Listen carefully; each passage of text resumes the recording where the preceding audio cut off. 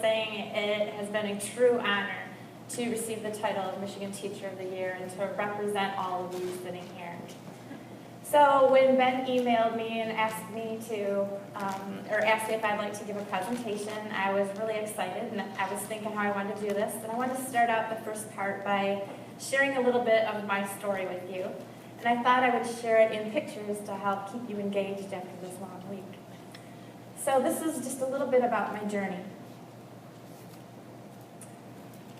Started out wanting to be a teacher, growing up around a teacher himself, my father, who had taught 37 years in Cadillac.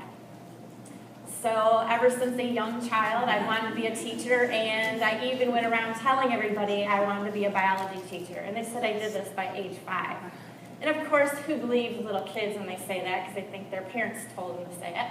But that always was my one path. All through high school, all through college, that's all I wanted to see, all I wanted to do. And I had a lot of opportunities with my grade point to go into medical and engineering, but this was my one path, my one true passion.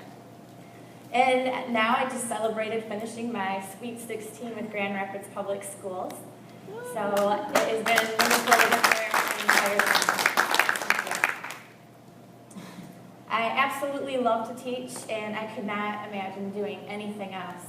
And my passion is in science because of my father, who was a science teacher. And all throughout, we did a lot of collecting and crazy things, and the biggest thing that we had that my friends loved was all our weird pets that we had at the house. So it was really great, except for the one time that my dad's tarantula got loose in the house and ruined my 13th birthday slumber party. They all went home. And my mother also was a big influence, and her biggest influence was my morals and how I grew up, and the phrase that she always said around the house, and it was hanging up in our bathroom so you never missed it, especially being a girl. Anything worth doing at all is worth doing well. And I think that phrase helped get me to where I am today. Then my journey for the Michigan Teacher of the Year started out with Mr. Lewis coming in and saying that they would like to nominate me for Michigan Teacher of the Year. And I remember him sitting there in the fall and saying, I really think you've got a shot at this. And of course I love teaching, and I knew I did a really good job in the classroom, but I never thought that I would actually be the one getting this award and standing here. So he wasn't wrong. So I started out by filling out my application, and mind you, this is how I finished my Christmas break, because it was due the day after New Year's, and we had a couple of rushes we did at the last minute. And then we waited around and waited, and the waiting was the hardest part, and people kept asking me about it. And then in March, I actually got my letter. However, when I got the letter in the mail, I thought it was junk mail, and I threw it into my junk mail trash. And then I started cooking. And as I was cooking, I was thinking to myself, did that say intermediate school district? Because I think that's where I sent my application.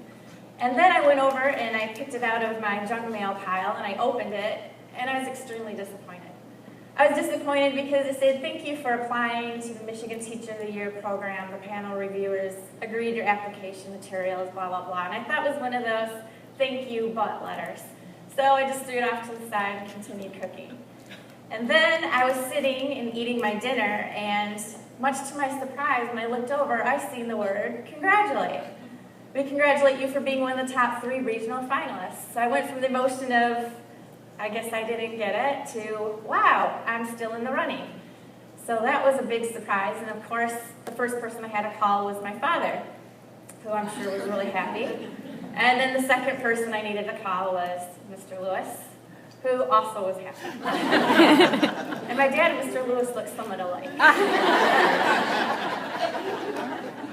So then, about a month later, I got a call, and it was a call from Barb Fardell, and she said, congratulations, you've made the top 4 in the state, and we'd like you to come for an interview in 2 days, as long as your principal gives you the day off. And that's when I texted him and asked, can I have Tuesday off? And I think he said, well, what for? It's important.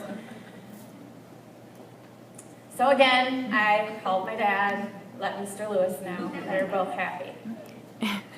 Then it was the time for my interview a couple days later, and I was sitting out in the parking lot, and I started feeling a little nervous. And I texted Mr. Lewis and told him that I'm just kind of feeling a little nervous. And I don't really know what happened to him, but this is what I kind of think happened. I think he might have panicked. So then all throughout the next month, all I kept hearing was, did you hear anything yet? Did you hear anything yet? And it got so bad that there was a few times when I was walking through the hall that I had to duck and hide because I hadn't heard anything yet and I didn't want to disappoint him. But come to find out that he already knew a few days after my interview. And he was planning an assembly and was planning the surprise. I even called my family and let them know, and my family kept that a secret from me as well. And there was a few select teachers that knew, and the teachers that knew were at a PLC meeting with him when he received a phone call from the Michigan Department of Education, and all his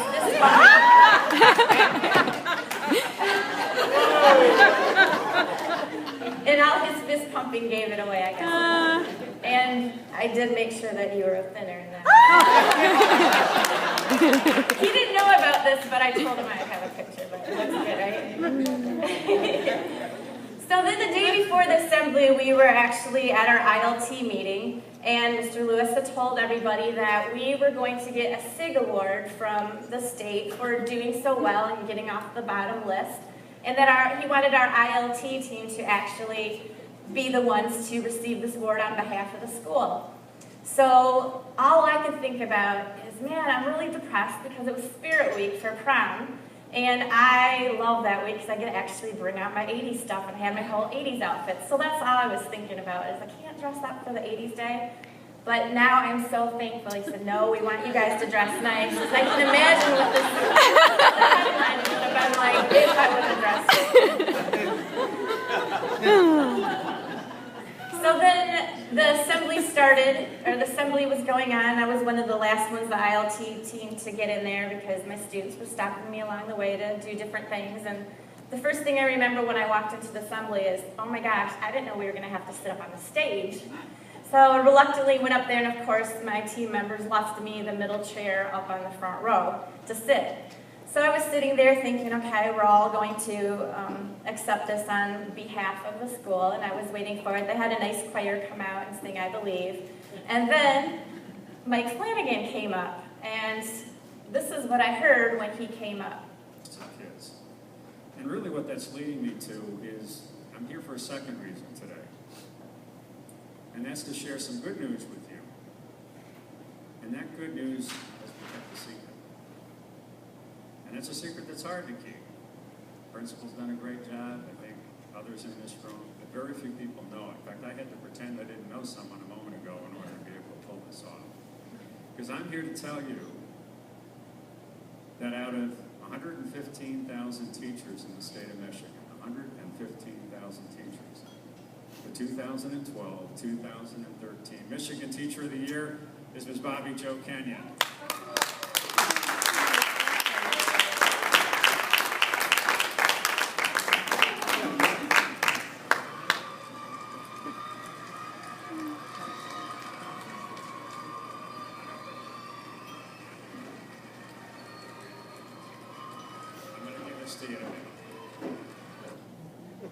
I don't think I ever shook so hard. And then after that, going the wrong direction, I see this in the newspaper, and currently that Mr. Lewis must have told all the photographers and news media because they had their camera to collect that exact moment for me. It was a surprise. So that was great.